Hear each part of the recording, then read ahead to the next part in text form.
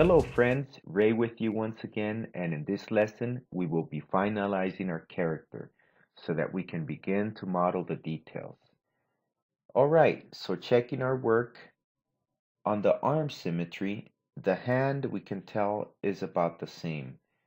What we want to do is stretch more of this forearm part here, as we can see in our reference image. So we will come to Maya, and remember that you can begin with your own scene or the scene already provided in the 3D King course materials named Lesson 5. We will select this piece, and according to our reference, this round piece does not appear to be on the right arm. At least we can't see it from this angle. Therefore, we will remove this piece and we will stretch this one out. I will select this vertex and move it upward. Looking at the bicep area of the robot, it seems like this right arm does not have the same shape. It seems to be mainly bars and cables connecting this part of the arm. So we will remove this piece and connect the arm with these bars. We can start to rotate and bring them into place. Let's continue to rotate and adjust like so. Select Control Vertex, and we can move the vertex upward, or we could move the pivot to the base, to the area we want to stretch. I think for this one I will select Control Vertex so that we don't move the finger area.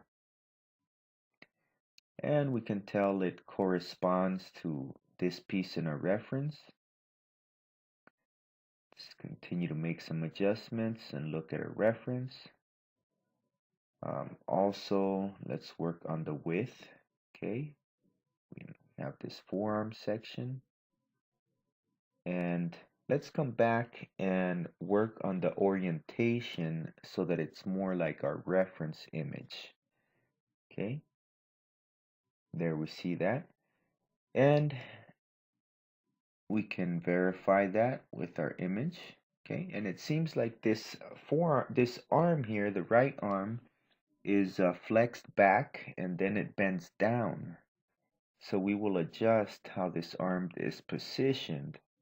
First, let's rotate it backward, and we can open the stance as well. We can create a group for these pieces.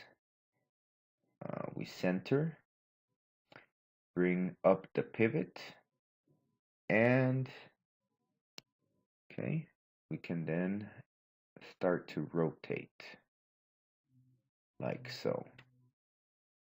Okay, so now this pose is starting to look more similar to that of our reference, and we can compare, and it looks like that arm is somewhat twisted outward, this forearm.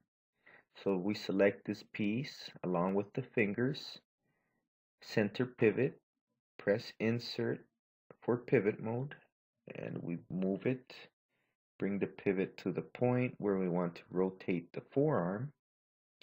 Take a quick look at the reference. We will rotate and lift. Okay, somewhat like this. And what we want is basically the pose to be similar to our reference. Okay, so we just want to adjust the position of the pieces, and we can take our time to go back and compare with our reference. And let's select the whole arm, rotate, and this is starting to come along and look much better. So take your time and check various angles because we may not see it at first glance. Okay, make any adjustments. Take a look at these angles, and yeah, it's starting to look okay. We can work with that. Okay, let's check our base character. We can make the comparison. And moving forward, we could begin to work some of the details of the robot. So this character is composed of spheres. Let's select them and press the number 1 to see a low resolution version of these NURBs. We know they are very basic pieces, but again, they give us the proportions and the size so that we can start to model details on our robot. So far, I like it, and we can start to make some final adjustments. This is a really good time to check the pose, the posture, and the stance of our character from different angles and carefully compare it to our reference image. And it seems that in general terms, we have a great base character so we can begin our modeling. Take your time to make any final adjustments that you see, and once the character is ready, we can begin to model our character. Keep in mind this is only a guide, a draft, so that we can begin to work on some details of the robot. Really, we are just beginning the modeling process. This was just a guide, and for me, it is super important. It's very important to have this draft.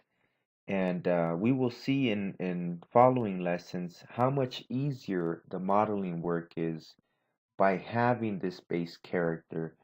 We're going to be having a much smoother time. It's going to save us time and trouble and just make the whole process a lot smoother.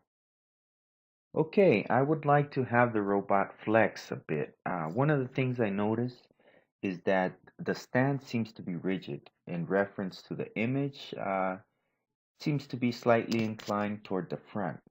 Let's select the pieces here on the torso, press shift, select the pieces on the arms. Remember, you can select a single piece on the torso, for example. Press the up arrow on the keyboard to select the whole group. Press the shift key, select another piece on the arm, and again press the up arrow to select the group of pieces. Once more shift, I select another piece on the right arm and the up arrow to select the group. Now we have all these pieces selected, and we cannot rotate because we have 3 separate groups of pieces.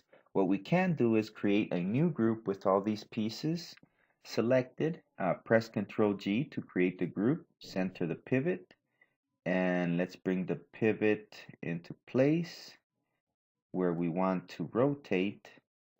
And now let's rotate that toward the front. Take a look.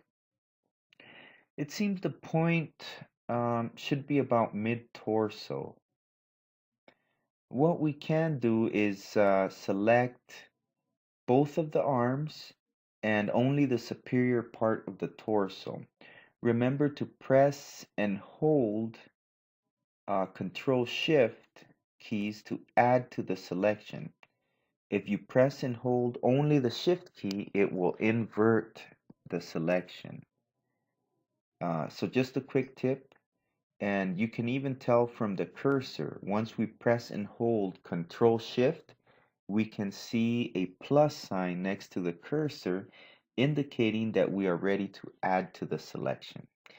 Okay, so let's create a new group, center the pivot, bring the pivot into the point we want to rotate on the torso, insert to exit pivot mode, and rotate forward.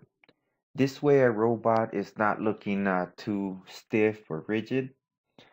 Excellent, friends. So our draft is looks really good, and we will end the lesson here for now. And in the following lessons, we will begin to work on the details and model our character.